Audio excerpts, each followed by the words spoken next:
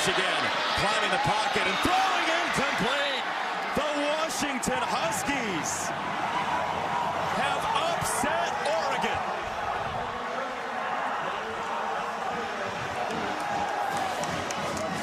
And tonight, Michael Penix Jr. owns the Pacific Northwest.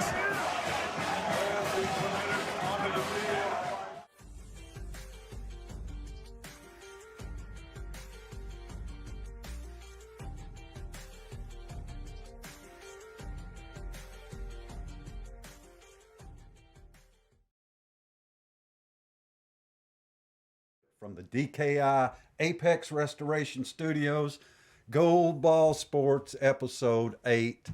Ken Keller, the Ducks go down. Hey, Eugene, Oregon, you know, that's the place where they have 100 different uniforms and 0 national championships. Scott, no national championship this year, no playoffs for the Ducks.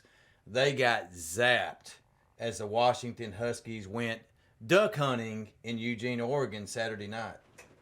Hey, you know, they were almost not the only college football playoff contender to get zapped on Saturday. And we're going to go through those. But yeah, one down. You know, one down. Now, you know, it is the Pac-12, 14, 16, Big Ten West, whatever that conference is. They're going to do anything they can to get one of those teams in there. They can't ever earn their way. I think Southern Cal's about all they got left this year. So, Yeah. you know, we'll see how that goes. But couldn't be happier to see Oregon out of here.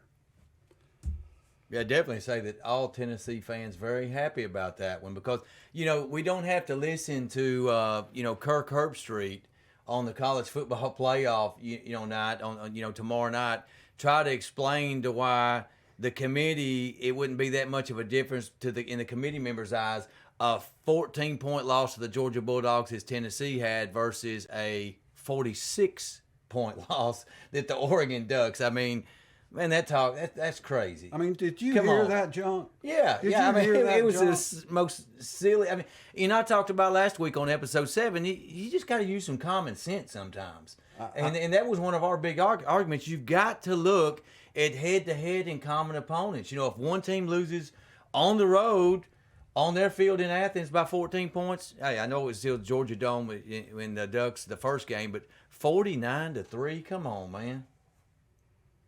You know where It's not equal. You know where the number one team plays its first playoff game? In Atlanta. In the Peach Bowl. Yeah. Seems unfair. Yeah. I mean, you know, really, you know, you look at it and, you know, Georgia wins their first national title since 1980 last year. They've got a great chance to repeat, Scott. You're right. They've got the SEC championship in Atlanta, and we know who that's going to be. Those two teams now are set as they clinched on this past Saturday. We'll talk about that here shortly. And then the first playoff game at home, man. I mean, they've got it made. They do have it made. Yeah. Looking good, too. Looking like the best team in the country. How did TCU suddenly get a better... About them Horned Frogs. How did TCU suddenly get a better resume than Tennessee? Well, just at 0. You know, you talked about on episode 7. I know it, but I was hoping... I'm going to indict you with your own words, Scott. You say that. I was wrong. Yeah, no, but look, I think they solidified it a little bit. You know, I was very impressed with their defense, in Austin, Texas. 104,000 fans in Austin, Texas. You know, Quinn Ewers and the Texas Longhorns, Steve Sarkisian. They were pumped. terrible. Yeah, well, they were terrible. They were pumped. Ewers was terrible. Ewers played bad, yeah. Texas was in the game all the way to the end. Mm-hmm. Now, the committee again going to say, well, God, that was a great win over a great Texas team. All Tennessee did was blow out the nation's 13th ranked defense by 40 points. Yeah. You know, look. Let's put up the graphic of last week's college football playoff rankings. We nailed it on here, Ken. In episode 7, we felt like that TCU would climb above and get in there. They did. Yeah. Yeah, we had the top 7 in the exact pecking order. We both had, it said if it was our personal poll, we would have Michigan ahead of Ohio State. But we both knew that the committee was going to put Ohio State ahead of Michigan. They did. So, as the poll number 2 came out, the top 4, Tennessee just outside the top 4, it was Georgia, Ohio State, Michigan, and the TCU Horned Frogs. And, look, I don't think there's going to be any movement there really in the top 5. If you look at the poll, Tennessee was 5th, Oregon 6th. But that was the team that many were parading for, not here at Gold Ball Sports, that they would jump Tennessee if they would win out and win the Pac-12 championship and go 11-1, even though they had a 46-point beatdown in that first game in Athens. And, of course, LSU lurking at number 7. They barely escaped this past weekend against Arkansas by a field goal. So, lots of football left.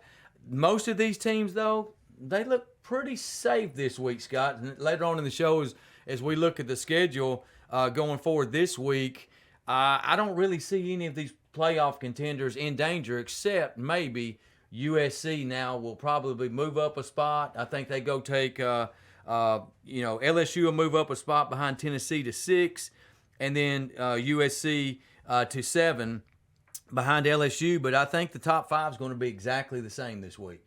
And, of course, USC has that big battle against UCLA this week. So, you're telling me that TCU's ugly, uninspired, one-touchdown win over a sorry Texas team in Austin is better than Tennessee's 40-point blowout of the nation's 13th ranked defense. I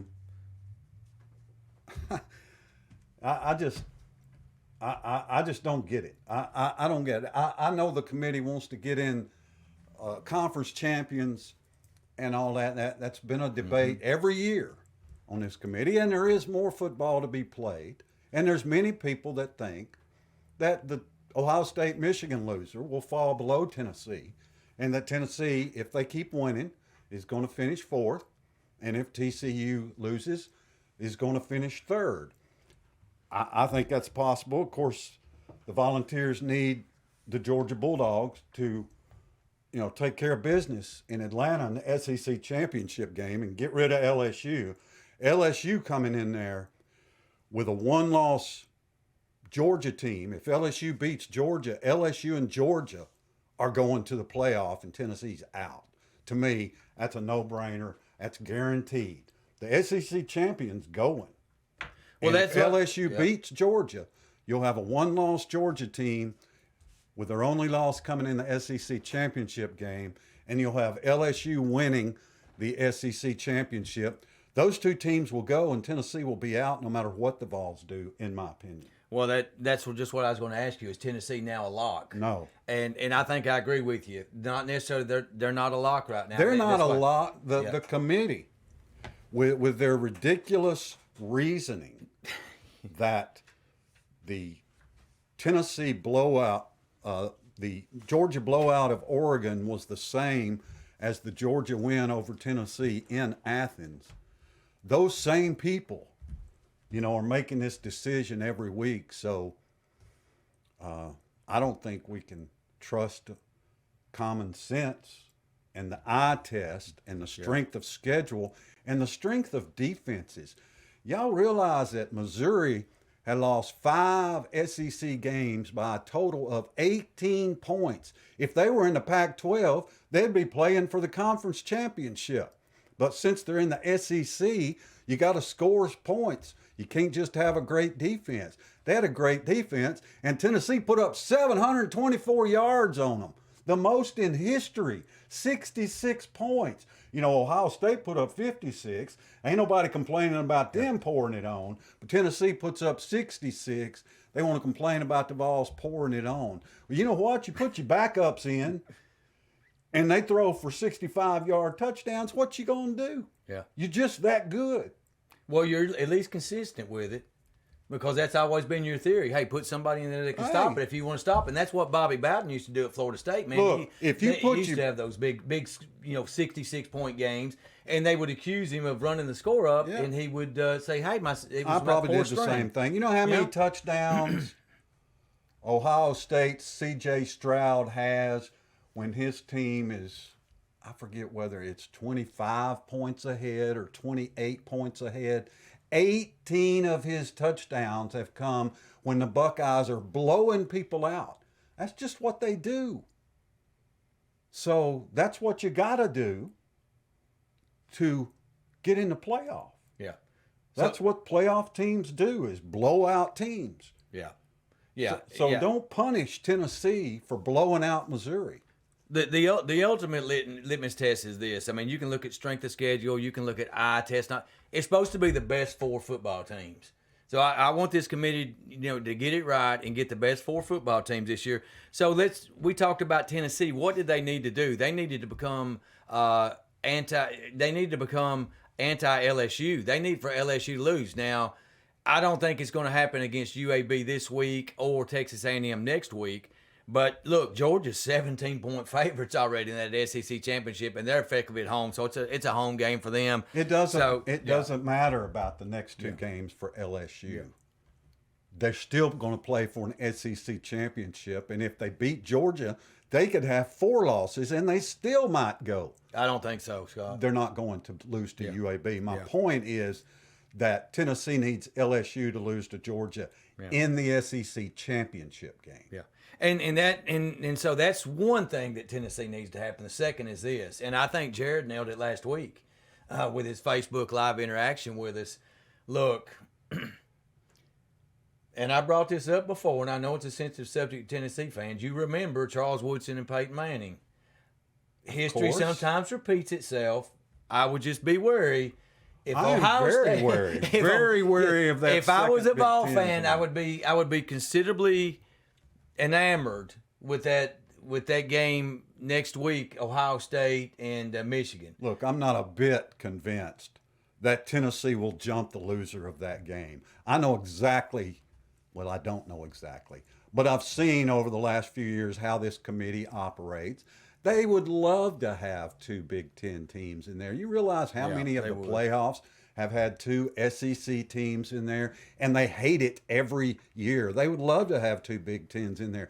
There is no guarantee that if Michigan and Ohio State have a slugfest, 42-39 or something, there's no guarantee there that Tennessee's jumping that 1-loss team. But gosh, don't you have to put in strength of schedule and those defenses? That you would think, but it's the Big Ten. It is the Big Ten, and they love the Big Ten. Yeah. So bottom line, Vol fans, you need to root for TCU and LSU to lose, and then it doesn't matter what happens in Ohio State, Michigan. You would think. And then the loser of that game falls to 4, which would keep Tennessee from having to play number 1 Georgia. Let's just suppose Georgia does what they're supposed to, and they went out and go 13-0 heading into the playoffs. That would put Georgia 1. That would put Ohio State, Michigan winner 2, Tennessee 3, Michigan, Ohio State loser 4. So that would put Tennessee versus Ohio State, Michigan winner, and then it could be a rematch from last year in the first round, Georgia against Michigan. And the committee, they're not going to like it's a 1-4. Yeah. They're not going to like 2 SEC teams and 2 Big Ten teams in there.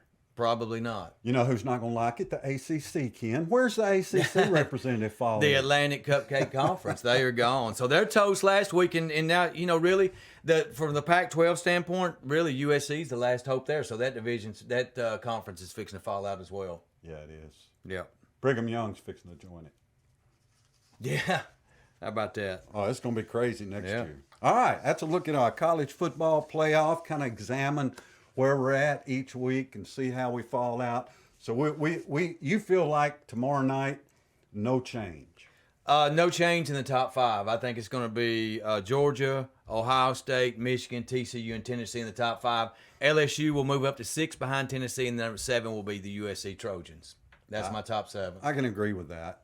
I would hope that the committee would realize that our backup quarterback had more total offense than Will Levis at Kentucky. I just want to throw that in there. It has nothing to do with Oh, nothing. man. Yeah. Has nothing to do with nothing. Let's go to the podium.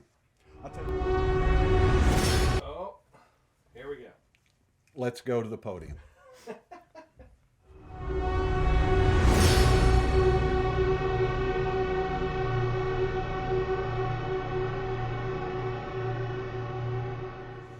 All right, we're going to the podium. That's where we hand out bronze, silver, and gold medals to those who have overachieved this week. Now, before we get to the podium, I just want to show an honorable mention podium awardee, if you will.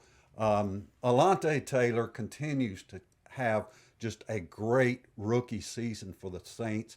He's listed as the top rookie cornerback in the NFL based on passes defended and all that kind of stuff. Take a look at this hit Alante had this week. Hayward, he got hit hard by.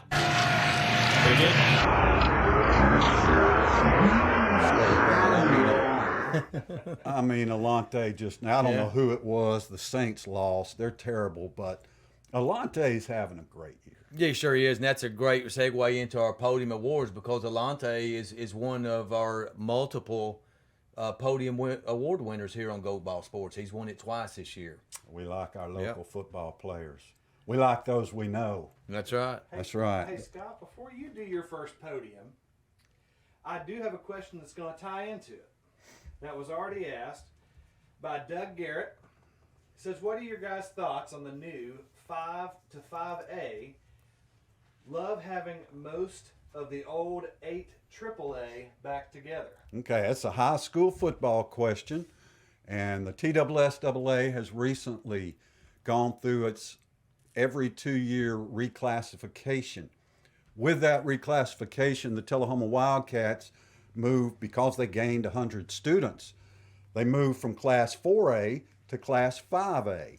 And the TSSAA has released the new regions for all the classifications, and Tullahoma falls into Region 5-5A in Class 5A, along with Shelbyville, Lincoln County, Franklin County, Lawrence County, Columbia, and Spring Hill.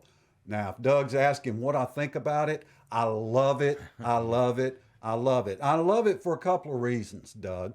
I love it because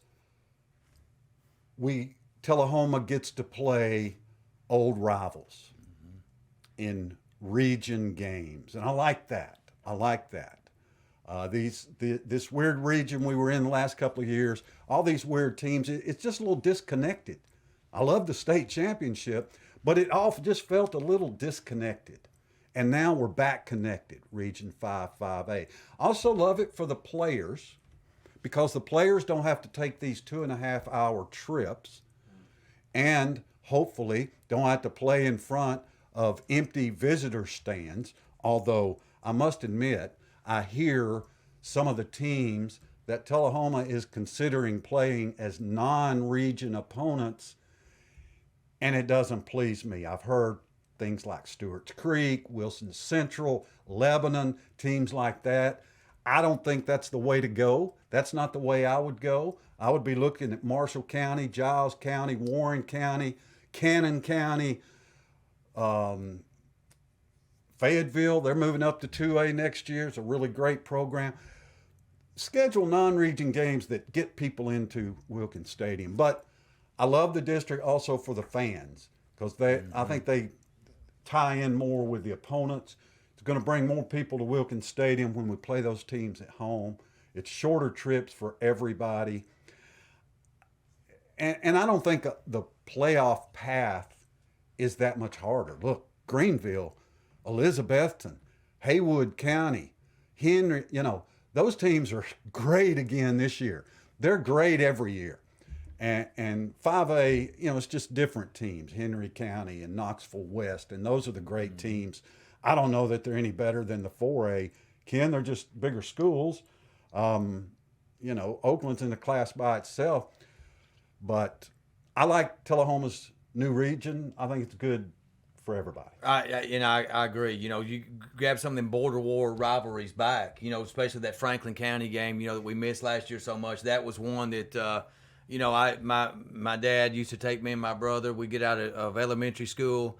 Immediately he'd make us take a 30 to 45-minute nap, and then we get to go to the high school football games and go see Moose Bowden over there in Winchester, where I was born, and against Tullahoma back in the Terry Van Zant days. Man, I remember watching that guy run. So I missed the Columbia rivalry too. We've missed it for several years, but loved that Columbia trip, and where our good friend Randy Banks shut the lights out down there one night during the football game. Tullahoma had a great rivalry with Columbia about 10 years ago. Yes, that's when you're talking about. They battled for this region championship. Franklin County moves back down from 6A. They're losing students, but I think that's going to help them football wise. But they lose some of their top talent this year. So, next year I think it's going to be a dogfight. Don't expect Shelbyville to be down like they were down this year. That's not history for the Shelbyville program. Tullahoma's historically a pretty competitive program. It's Franklin County and Lincoln County. They're going to have to step it up. Spring Hill's terrible. They're always terrible. They'll be terrible.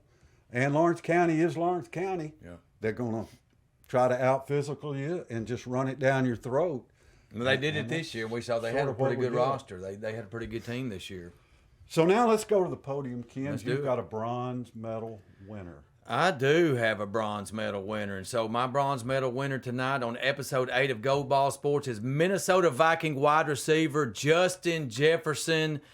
I think the top wide receiver right now in the NFL. He hooked up with Kirk Cousins, and they shocked the Buffalo Bills yesterday, down 2 touchdowns late in the third quarter.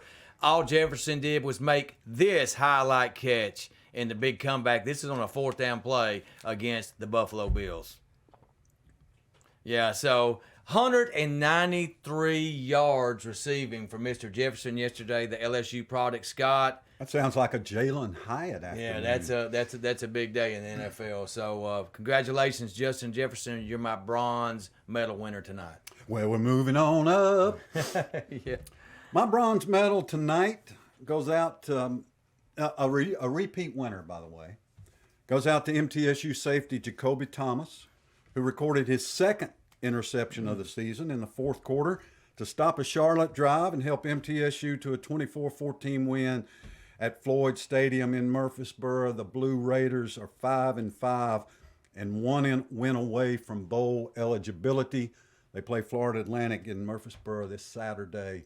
Jacoby really finding his way there in that MTSU secondary. Yeah, he had many highlight reel type plays at Tellum High School when we called the game. Scott does the play-by-play, and I do the color for the Tullahoma Wildcat football team. And he was a joy to watch in his career at Tullahoma. And we called him really the Swiss Army knife because the guy could do it all, returning kicks, wide receiver. They'd run him on them jet sweeps, and, a strong defender too. And so he settled in at starting strong safety for the MTSU Blue Raiders. Interception number 2 for Mr. Thomas. You know what's embarrassing for MTSU is the crowd that they had Saturday. I don't know if you saw shots of the stands, but there's basically nobody there. Now, I graduated from MTSU. You graduated from MTSU. Yep. We don't support their athletic teams, even though we're alumni. There are thousands and thousands and thousands of MTSU alumni in Middle Tennessee. It's kind of like Motlow. There's just everybody you talk to, went to Motlow and MTSU sort of. But that's embarrassing. It's embarrassing, the crowds they get in. They got to do something. Oh, you'd think after they beat the Hurricanes, they have a spike in attendance. And they're pouring some money in their facilities down there too. So that's coming. Floyd Stadium's got a long way to go. But anyway, congratulations to Jacoby on his second interception of the season. All right. Silver medal. Silver medal winner tonight here. My recipient is the aforementioned TCU Horned Frogs and Sonny Dyke. Scott, I was impressed with their win. I thought the defense played phenomenal. They stopped one of the top running backs in the nation. They were in prime time. It was easy, for them to let down, on such a big stage with, Chris Fowler and Kirk Herbstreit calling that football game. They could have collapsed, against the Texas Longhorns, but they came out with a lot of fight. A lot early in the first quarter, a large part of the field played on their side. They only allowed 28 yards rushing in the contest. So I was very impressed with their defense, and that game really wasn't as close as 17 as the final score indicated. Texas punched in a late touchdown. I thought that TCU had controlled this football game, and I thought they frankly dominated the football game on the road. So I think it was a signature win for TCU. So I'm convinced if they stay undefeated that they're going to be in the college football playoff. So TCU, keep winning. TCU beat Texas 17-10. It went down to the last possession. Texas had the onside kick. All they had to do was recover it. It was exactly as close as the score indicates. Games are always as close as the score indicates. Right, partner? Maybe. Maybe. I thought they Except had for that game one. control. They had game control till the end. They did till the end. Yeah. Kind of like Georgia and Tennessee, those last few minutes after Tennessee scored, it's like, all right, you get onside kick, make us a one-possession game. Well, Texas made that a one-possession game. That's a good example to make my point that game wasn't as close as that score was. Oh. It wasn't. I thought it was. Huh. Well, my silver medal goes out to Vanderbilt quarterback Mike Wright. Mike Wright threw for 184 yards, ran for 126 yards. In Vanderbilt's 24-21 win over Kentucky, Wright completed an 8-yard TD pass to Will Shepard with 32 seconds left to break a, not one, not two, 26-game SEC losing streak for Vanderbilt.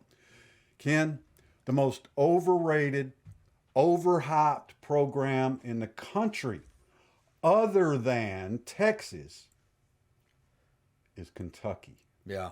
I mean, you're talking about no falling doubt. on their face. Mark Stoops has lost that team. Yeah, and not too long after the comments, he took a pop shot at the Kentucky basketball coach. Because a lot of people, Kentucky's a basketball school with all the national championships they've won, and I believe Kentucky had elevated as high as number 8 in the nation, but boy, they've fallen off the map. Point of no return right now for the Kentucky Wildcats. And that Vanderbilt quarterback that you gave your podium award to, your podium silver award, he's a freshman out of Georgia, so he's a pretty good quarterback. My God, just a freshman. He's a freshman. Yeah. So Mike Wright, Vanderbilt, good job. Way to knock off Kentucky. For some reason, I just got serious Kentucky hate. Yeah, you do. It's just serious. Yeah. Deep within me for some reason. When I was a kid, I went with my father and my uncle to Alabama.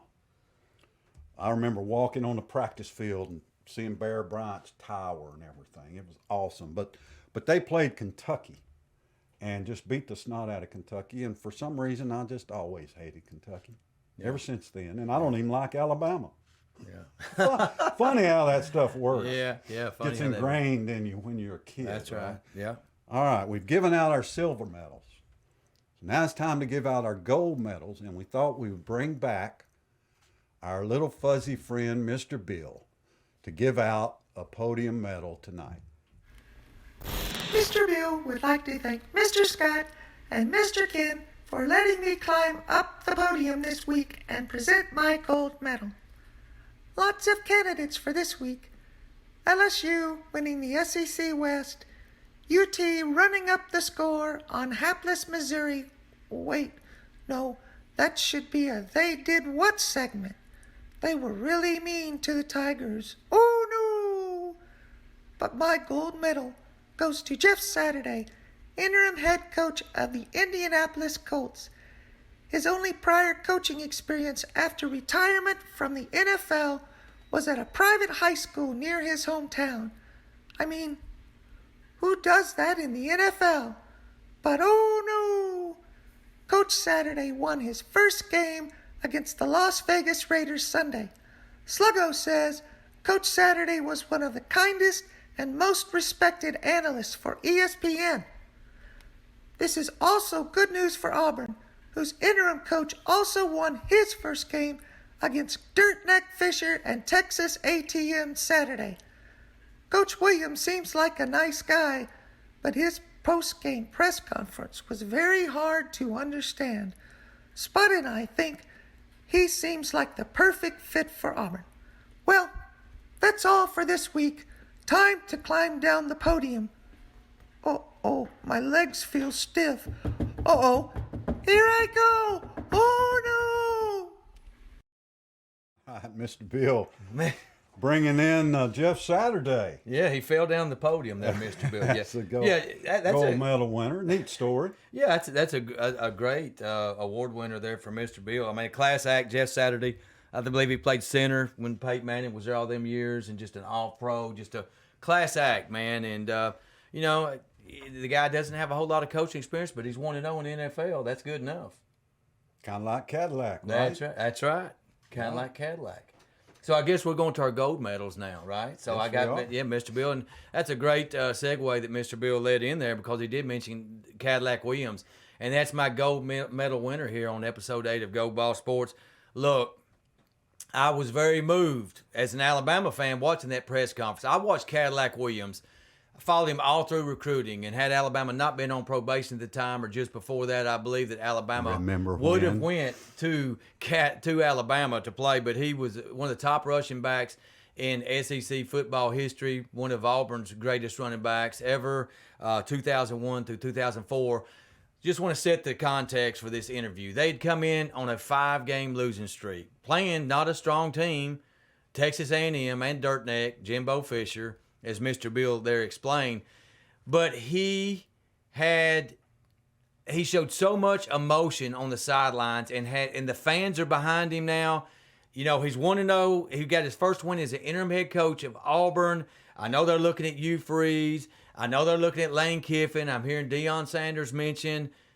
Hey, Auburn fans, give that guy an interview. I'm telling you, he, with NIL, being able to essentially bring your players in that you want to come in and being able to pay them to come in, I think you could build something really special with this man, Cadillac Williams. It's somebody I would like to play for, just listening to this guy. So check this interview here out at postgame if you missed it. This was after the game. Cole Kubelik of SEC Network interviewing Cadillac Williams of Auburn.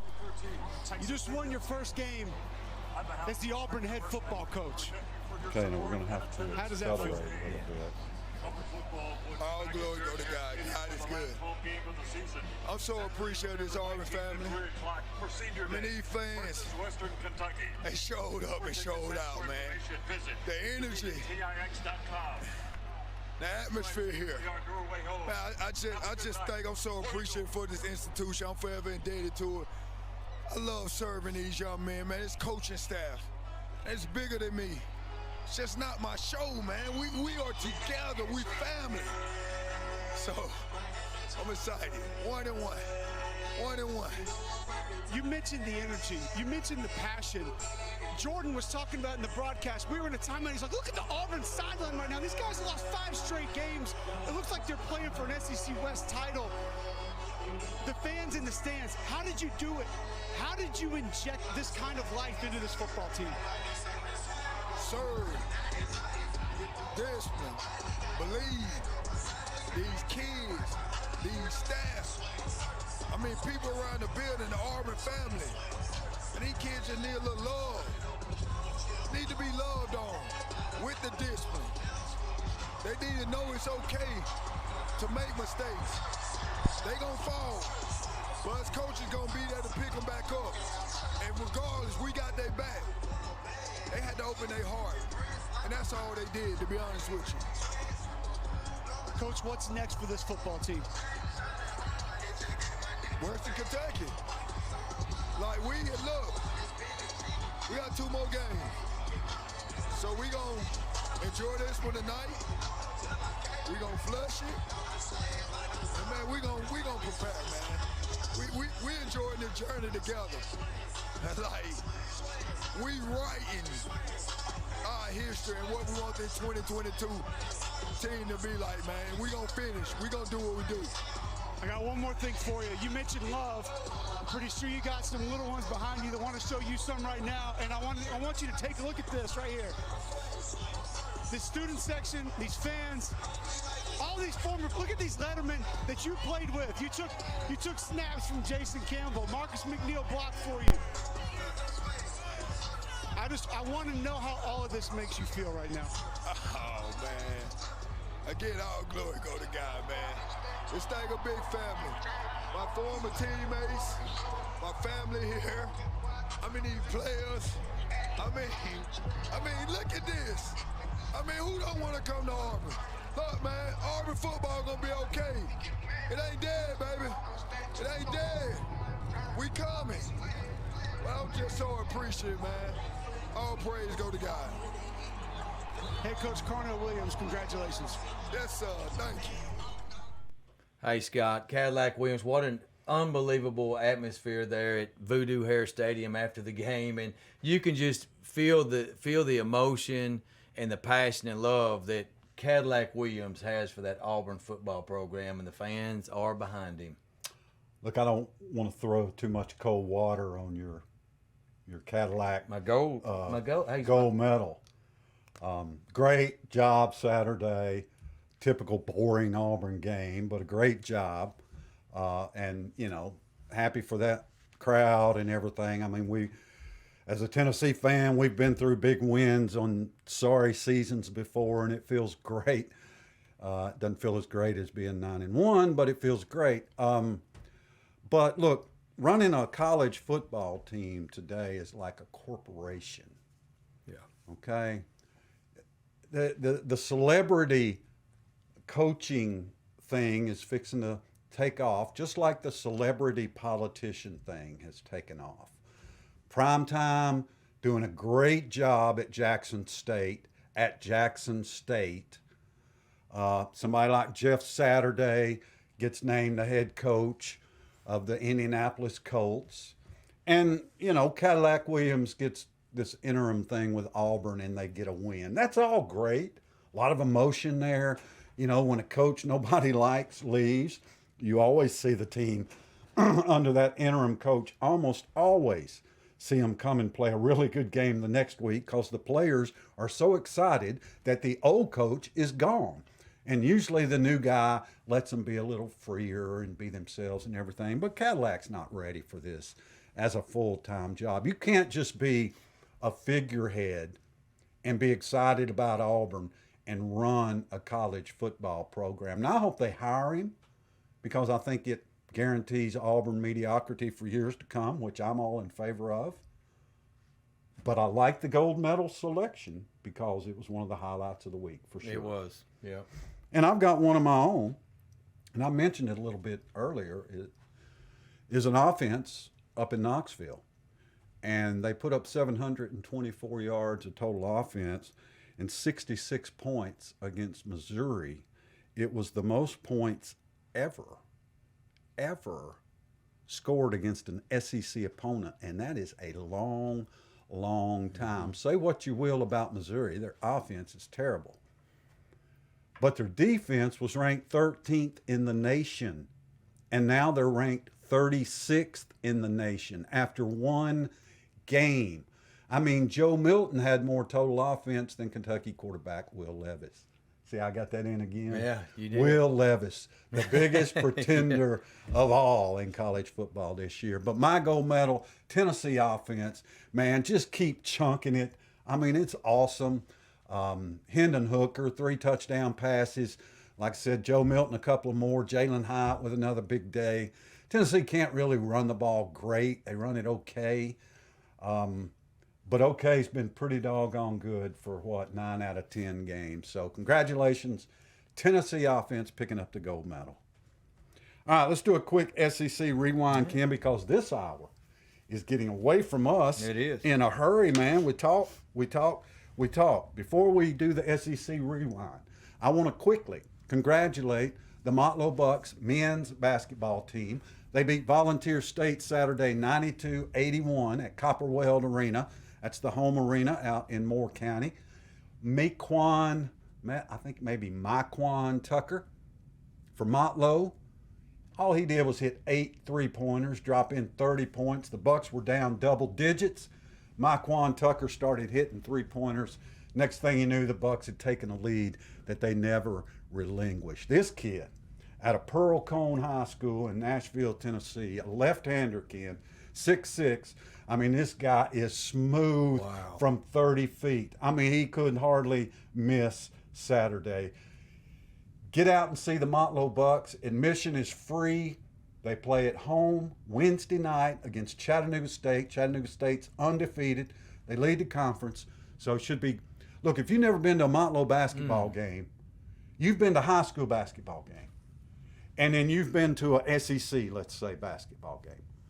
Motlow basketball is a whole lot closer to SEC basketball than it is high school basketball. I mean, these guys play above the rim. They're dunking left and right. It's quite a show. I know you used to go quite a bit. Hopefully we can recruit you back out there. Maquan Tucker and the Motlow Bucks, congratulations. LSU, Arkansas, 13-10. LSU squeaks by, clinches their spot in the SEC championship. Yeah, so the SEC championship game tilt is settled now. You know, for December 3rd, it's LSU and the Georgia Bulldogs in Atlanta in the Mercedes-Benz Stadium. So Georgia right now is 17-point favorite in that game. So both teams clinched. So the East and West champs are the Georgia Bulldogs and LSU Tigers. But yeah, LSU, they squeaked one out. You know, their linebacker, number 40, he's a beast, that freshman. And he had an incredible game. Arkansas played without their starting quarterback, KJ Jefferson, and had Malik Hornsby in there. And they almost pulled it out, losing 13-10. Yeah. I mean, you know what? That shouldn't even count as a win for LSU. Yeah. Arkansas was without KJ Jefferson. They only beat them by 3 points.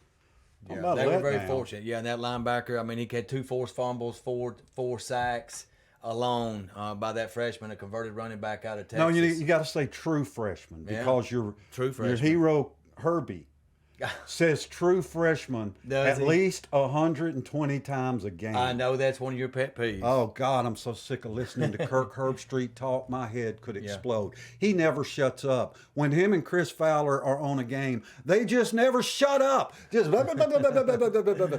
You know, it just drives me nuts. It's like they show us 4 replays and they talk about the guard and he pulled and this guy and that. It's like, man, just let me watch the game and absorb each play as it happens. I don't need 4 replays and 6 explanations after every single play. Ken, it wears me out. I think they're overproducing college football games on television. It's just, to me, it's just too much. Too much talk. Too many replays. Yeah, and big win for LSU on the road. At Arkansas, that's a game they easily could have lost after that emotional win over Alabama, 32-31 in overtime. Tennessee beat Missouri. We talked about that. Vanderbilt beat Kentucky 24-21. We talked about that. Big win for Vanderbilt. Alabama beating Ole Miss 30-24. There was nothing easy about that. It went right down to the last possession. Ole Miss had 4 opportunities, I think, inside the red zone. And Lane couldn't come up with anything. I thought he really looked, what they call it, deer in the headlight eyes. I thought Lane was not ready for the moment. He should have come up with a brilliant super play. He's the brilliant super offensive guy. He should have come up with a brilliant super play to win that game for Ole Miss, but he couldn't. Yeah, Ole Miss, you know, they hold Alabama to 22 yards in the first quarter and, you know, take a 2-score lead. In that game, Alabama scores right before the half, but Jackson Dart and Ole Miss had a shot at the end. They chunked the ball to the end zone. A really good play by Alabama defensive back Brian Branch. Alabama pulls that one out, 30-24 on yet another nail biter at the end of the game. And Nick Saban was enjoying his popcorn after the game. Just a little rub there in on Lane Kiffin. We got a picture of Nick eating popcorn. Yeah, Nick, a big old jumbo box of popcorn and buttered popcorn, serving it up there in Oxford. Because of Motlow basketball, I didn't get to see really any of that game except the very end, which I thoroughly enjoyed. I'm not a Lane fan. Florida beat South Carolina 38-6. Romped them. Well, the Gamecocks, there's the most unpredictable team. They are. So it was Texas A&M early in the year, but now it's South Carolina that you just can't predict. Georgia beat Mississippi State 45-19. I hadn't seen any great stuff from Mike Leach this week. I guess he just shut up maybe and stayed in the locker room this week. And then Auburn beat Texas A&M 13-10. So we talked about that I want to get down and dirty before we get out of here, but I want to show this Ric Flair video first. Woo! I dress myself in cashmere. Woo! Woo! Woo! Woo! Woo! I dress myself in $100 pleated slacks. Who made this coat? Hugo Boss, Armani. You set it up, broke. Hell, my life just started, Jack. You keep your mouth shut. I'm gonna go in there and slap your face. I ain't leaving. I'll wear a $15,000 Rolex and you get on Space Mountain. You'll be like this. And now, you and I are limousine riding, jet flying, get stealing, wheeling dealing, son of a gun. Oh. Who are you? Never tell me how to wrestle. Right lights, big cities. I am Ric Flair, the President of the United States, that kissed all the girls in the neighborhood and made them pie. Get stealing, wheeling dealing, limousine riding, Bischoff. You turn the camera off, and I'll be naked when you come back.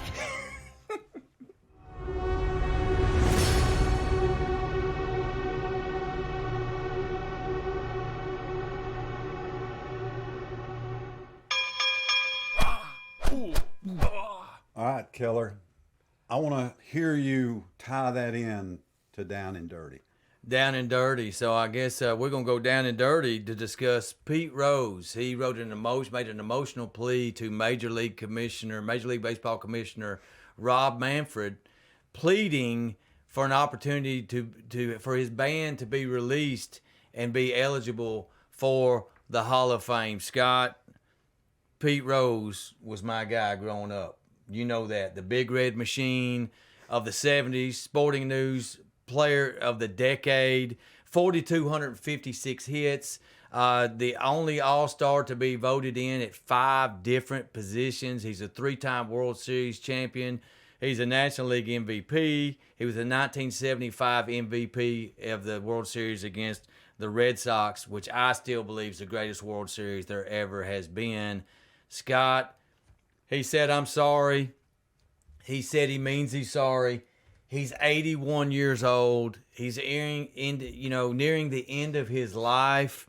He said he apologized. He asked for forgiveness. He apologized for the players, to the players. He apologized to Major League Baseball if he's hurt the game. But what he accomplished on the field should not take away his chance to get in. He bet on his team. This guy got his nickname Charlie Hustle being walked in a preseason game, okay, an exhibition game, and he sprinted to first base and got the name Charlie Hustle. He has 10 seasons 10 games where he got 5 hits in a game. That's incredible. So many other records I cannot get into. I told you that I do love sports cards, and this is one of my favorite cards. Get a shot of this, Dave. This is a 1970 Kellogg's. The old Kellogg's cornflakes used to put 3D cards in, and so this is a 1970 Kellogg's. Pete Rose. Scott, Rob Manfred. My plea is like Pete, free Petey. Put him in the Hall of Fame. It's time. The man's 81 years old. Don't let him pass away before that happens. Do the right thing. Free Pete and put him in the Baseball Hall of Fame. He deserves it. Not gonna do it. Wouldn't be prudent at this juncture. No, Ken, I'm sorry, but nothing's changed. When Pete Rose was playing, there was only one sign up in the locker room. It wasn't no smoking. It wasn't no drinking. It wasn't no cussing. It wasn't no cheating. It wasn't no lying. It was no gambling. Period. Gambling is legal now. He bet on his team to win every time. Okay. Oh, he coached to win, so he that's did not justified. He did not throw any games. The man has said he's sorry and asked for forgiveness. Free the man. The Major Joe League Jackson. Major League Baseball The needs great shoeless Joe Jackson and 8 of his Chicago White Sox teammates were banned from baseball forever for gambling on the World Series. Do you know how great of a player shoeless Joe Jackson was? Go back and check his stats. He was unbelievable. He got banned for life. They all did because they gambled on the World Series.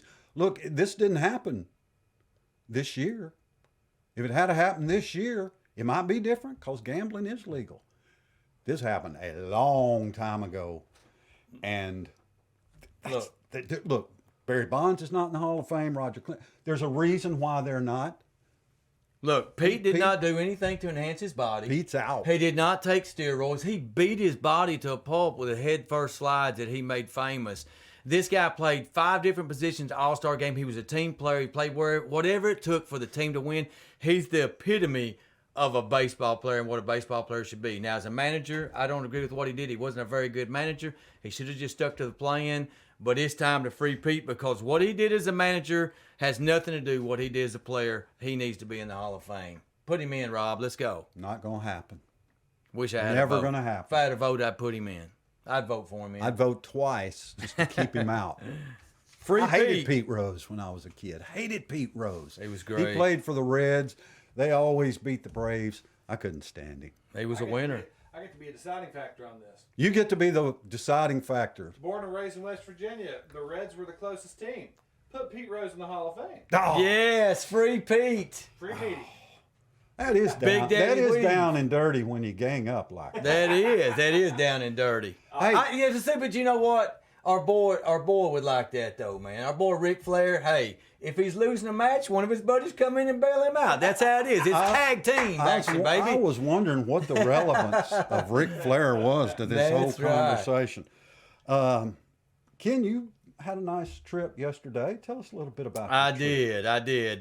did. My good buddy, Mike Rutherford, a friend of mine asked me to go to the Titans game, so we did a little Titan tailgate with Ryan and Robert and Bill, and we went up there, and Big D's going to show a couple pictures, man. We was hanging out by this classic Ryan's 1976 Volkswagen, this baby blue Titan up.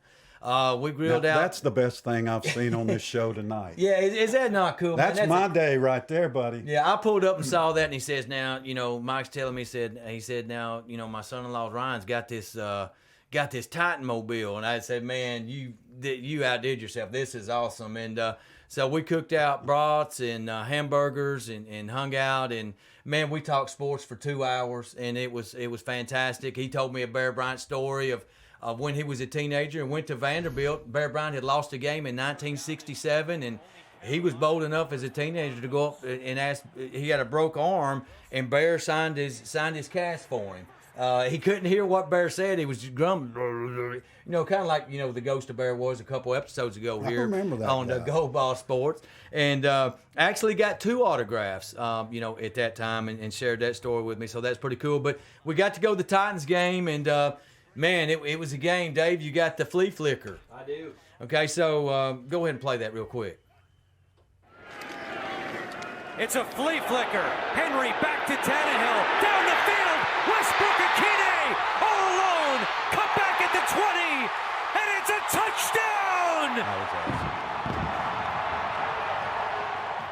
Yeah, so, you talked about, before we went on there tonight, the Titans winning ugly. They definitely won ugly. The offense, I don't think, crossed the 50-yard line until 2 minutes of the first half. They get that big flea flicker to play the game, 5:34 to go in the game, and they hold off the Broncos 17-10. Scott, it was cold yesterday, but I had warm company, man. Those guys were great, and I appreciate them taking me. Tighten up. The Titans got the Packers this week. So it was a fun time. 7-2, won 7 in a row. How about that? Yeah. Lead the AFC South by 3 or 4 games. Looking good. Yeah. And the Winning most ugly. impressive thing to me about the Titans win yesterday was the fact that they didn't need 200 yards rushing from Derrick Henry to do it. And because he's not going to hold up with that load to a playoff run. So to me, it's important that the Titans are able to get wins when they don't have to lean completely on Derrick Henry. And part of that was because they never really got the lead where they could start running that clock. Yeah.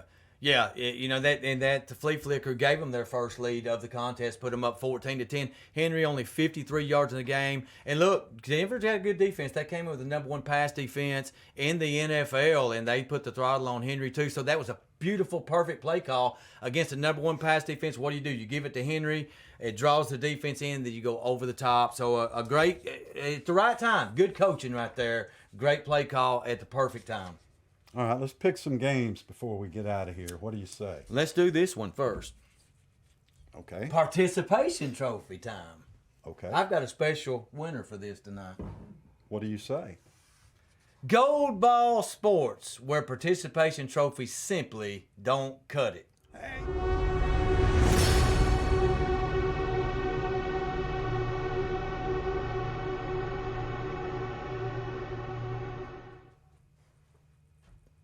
All right, so you want me to give mine first?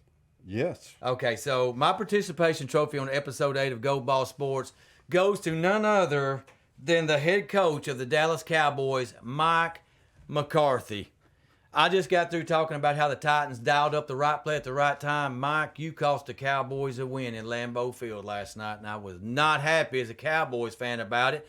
The game goes into overtime, tied 28-28, and your team drives Dak Prescott right down the field, but you go for a fourth down play when you should have tried a 53-yard field goal. In that situation, you don't get it.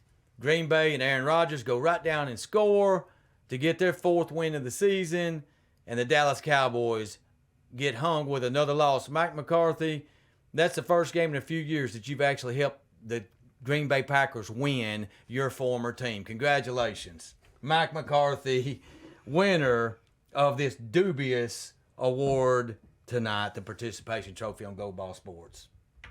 I love watching Cowboys-Packers game, right? It just feels good. Historic. It feels like the 60s and 70s. Yes. But watch Green Bay now. Watch Be 'em. careful for Green Bay now. They got the Titans this week. That's going to be interesting. All right, let's pick some. Well, I tell you what. I'm going to give out a participation trophy too. I'm trying to hurry us along, but I don't want to skip good content. You got to give your participation trophy this week to the Kentucky Wildcats and Mark Stoops for their embarrassing showing against the Vanderbilt Commodores. 26 straight SEC losses for Vanderbilt. They get off the schneid. Congratulations to head coach Clark Lee and the Vanderbilt Commodores. But for Mark Stoops and the Kentucky Wildcats, good thing it's basketball season, boys, because your football team is headed to the Bluebonnet Bowl. Tell Melvin Turpin and those other assistants to get their whistles ready because it's basketball season, Wildcat fans. I don't think there is a Bluebonnet Bowl anymore. No. All right, now let's pick some games. You ready?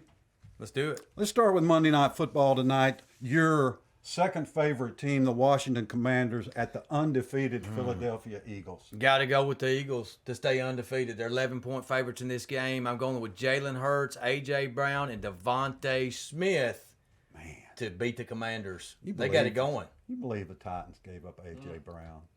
I mean, that just still just gnaws at me. But I love that Philly offense. It's unbelievable. Hurts and Tua both just having a great year. Dolphins continue to win. I like Philly tonight for sure. The Phillies played the World Series this year. Do the Eagles go to the Super Bowl? Just maybe they might. 76ers are not playing for the NBA title. Florida at Vanderbilt. Now that Vanderbilt has this win, it's in Nashville. Florida's just kind of been back and forth. Vandy have a chance? That much. 3% Just a little chance. bit. 3%. 97%. All Florida's got to do is play like South Carolina That's right. did last week, or Kentucky, and they can get that win. TCU at Baylor. The Bears are not as strong as they have been in recent years, but there's a lot of talent at Baylor. Yeah, these games are funny sometimes. You know, they got waxed 30-3 by Kansas State. Did the Baylor Bears this week? They're back home. Watch out, Frogs. I got you on upset alert. Although I got TCU winning this game, it could be closer than the experts think. Kansas State likely going to be TCU's opponent in the Big 12 championship game. 2:30 CBS game this week, Georgia at Kentucky. They just didn't have a lot to pick from. I guess whenever you can get the number one team in the nation, you get them. This should just be methodical. Georgia just beating down Kentucky. Kentucky has zero chance. I think Vanderbilt's got more of a chance against Florida than Kentucky does against Georgia. Absolutely. That's crazy to say. Totally agree. Yeah. Ole Miss at Arkansas. Ole Miss trying to recover now. Yeah, I think they do. With Arkansas's quarterback still out, they can't score points. I like that rushing game although Zach Evans did get a concussion against Alabama, I like Ole Miss to rebound and get a win here. Yeah, I like Ole Miss to win that too. Tennessee at South Carolina. Little Beamer says South Carolina, Williams-Brice Stadium in Columbia, South Carolina is the greatest atmosphere in college football. I guess, we're going to find out Saturday night about 6 o'clock how far that atmosphere carries them against the high-flying, high-scoring Tennessee Volunteers. I've seen nothing that would make me pick South Carolina here. South Carolina blocked another punt, and their punter's 5 for 5 on fake punts and passing. But I don't think Tennessee has to worry about that. They're going to force South Carolina to punt a lot in this football game. Tennessee's on a roll. I don't think anything's going to stop them the next couple of games. Not certainly against South Carolina or Vanderbilt. All right, real quick. Southern Cal at UCLA. UCLA goes down, so they're out of the picture. Southern Cal still trying to stay in the picture. I think Southern Cal's the great hope right now for the Pac-12. I love this game because they both get to wear their home uniforms in this game. I always love seeing that, that garnet and gold and that powder blue and gold, and been watching that rivalry for years, since the early 70s.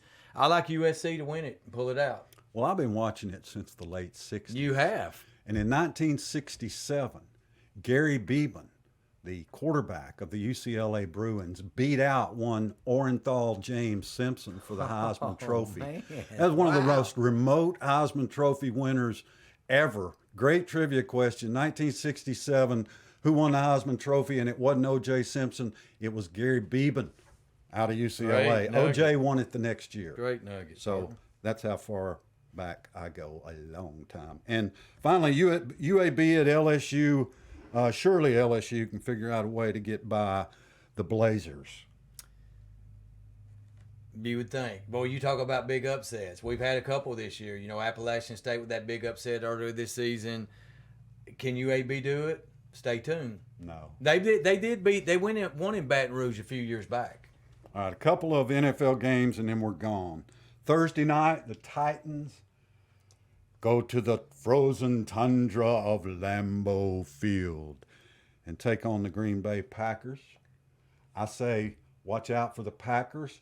I think they're starting to roll. I think this is where the Titans' winning streak ends on a short week, Thursday night in Green Bay. Yeah, it's tough to go on the road in the NFL on Thursday night. I'm with you. I think there's new life for Aaron Rodgers. He got a little more pep in his step, and I think they're going to be a difficult matchup for the Titans. Too difficult to overcome. I like Green Bay to beat the Tennessee Titans Thursday night. Me too. And the surprise team in the NFL, under the radar, is the Minnesota Vikings. Yeah. All they keep doing is winning, winning. And you Dallas Cowboys coming off their disappointing loss. Yeah. Go to Minnesota this week. What do you think? Dak Prescott's resilient. You got Kirk Cousins and Justin Jefferson you're going against. It's going to be a tough matchup for the Cowboys. But I'm looking for some 1975 magic.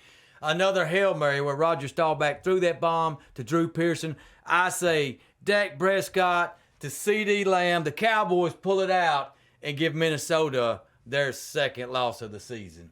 I'll take Jim Catt, Chuck Foreman, Alan Page, and the Minnesota Vikings. Bill just wants to remind you that there's going to be 9 Bammers playing on the field tonight.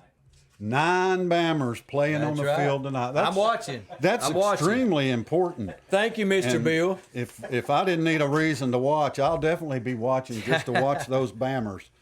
That's going to do it for us tonight. We appreciate you tuning in. If you will give us a follow on Facebook at Go Ball Sports, we would appreciate it. If you would subscribe to our YouTube channel at Go Ball Sports, we would appreciate that as well. Thank you for tuning in. For Big Daddy Dave and Ken Keller, I'm Scott Chastain. Be good to each other.